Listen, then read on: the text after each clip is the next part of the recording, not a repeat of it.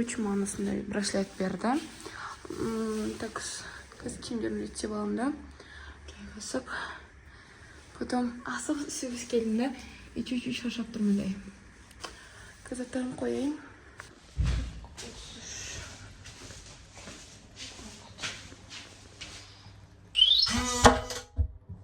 Ку-ку.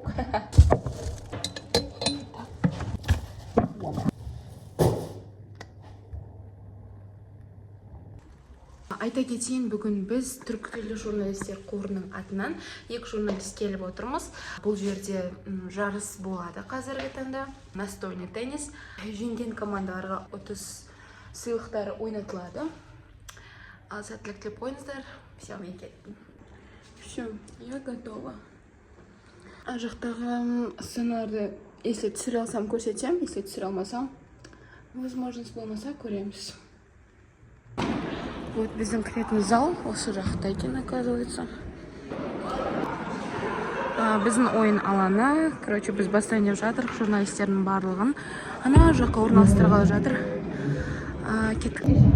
Все. Ой.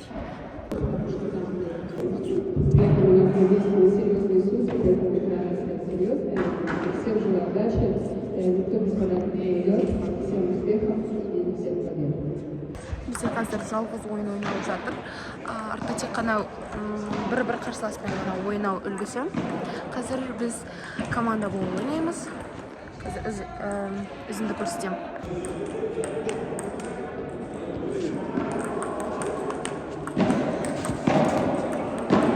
Ана жақта кәдімгі теннис. Ана жақта настольный теннис.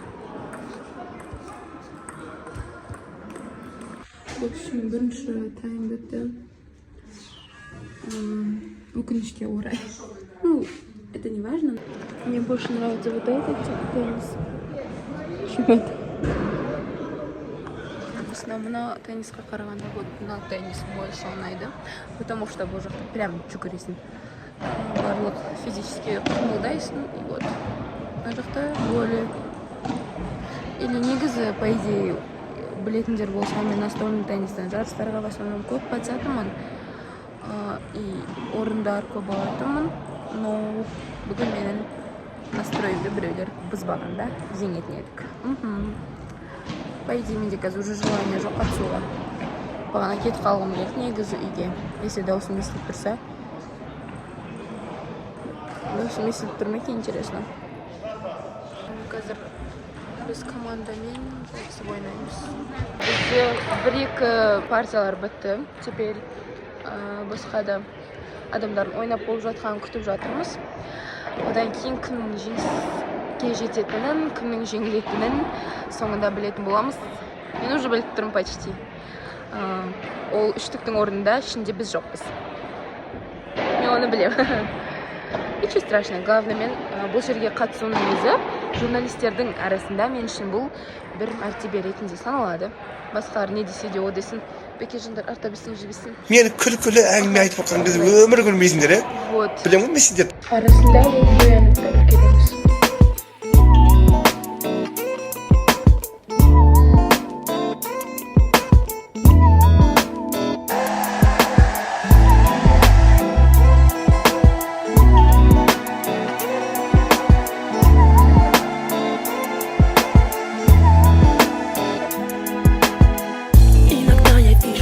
тобою, будто ангелы плывем над землею, словно небо.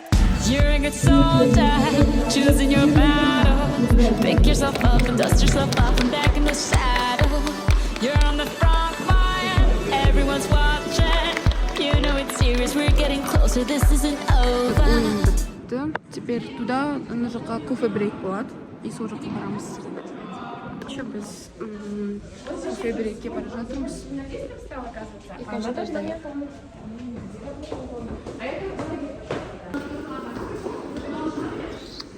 Вот кофе-брейк болатын жер. Туда. Уи! Біз кофе-брейкке келдік.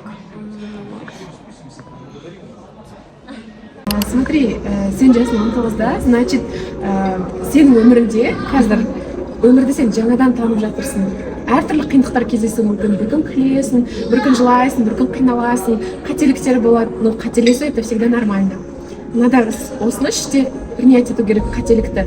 Егер біз қателеспесек, оның дұрыс емес екенін білмейміз. Сондықтан әрбір қателік бізге наоборот үлкен колоссальный опыт алып келеді. Бізде өмірде біз адам болғаннан кейін бәрі күшті идеально болса екен деп ойлаймыз. Но жизнь она не такая. Ол жерде неше түрлі нәрселер болады. Қуанамыз, күлеміз, мұңаямыз. Это тоже нормально. Мұңаюға да өзіне адам рұқсат беру керек. Но застревать етпеу керек, да?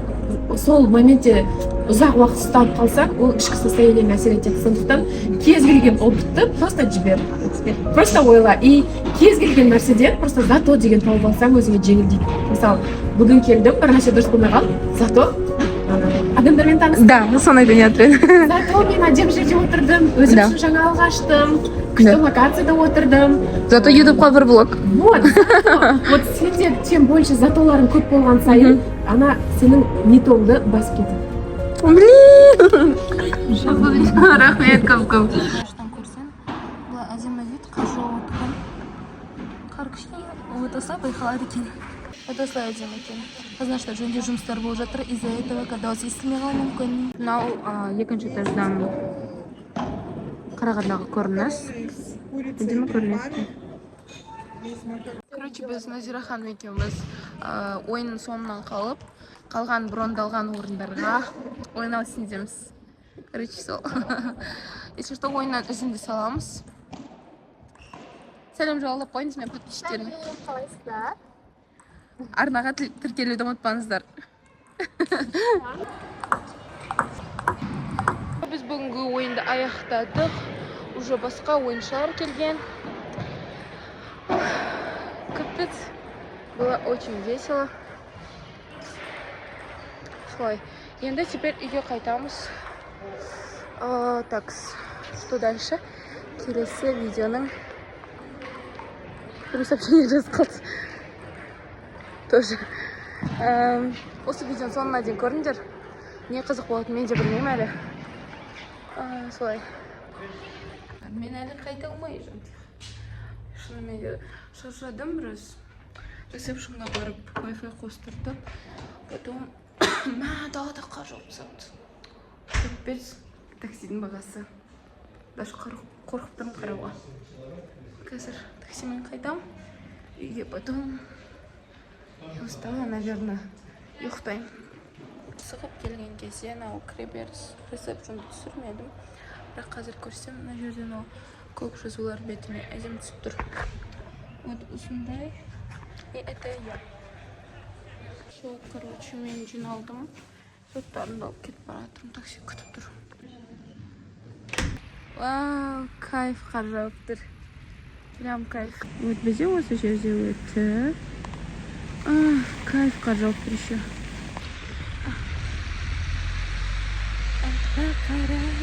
Вот смотрите, ребятушки.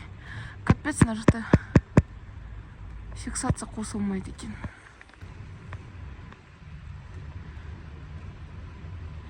Вау, как же классно. Вот. Алматы қар жауып тұр қазір. Күшті погода. Прям эстетично. Бұл погодада әрине одан да сұлу аял келе жатыр. Бұл погодада әрине өте сұлу аял келе жатыр. Вау, қар қасымда тұр. Оказывается, нашта Атакент бар екен. И этот нашта Бақшысарай тұр. Мен бұл жаққа бірінші келіп тұрмын. Негізі күнде былай жарыссыз-ақ келуге болады. Капец. Я это не заметил. Капец, он кетпейді еще. Ух.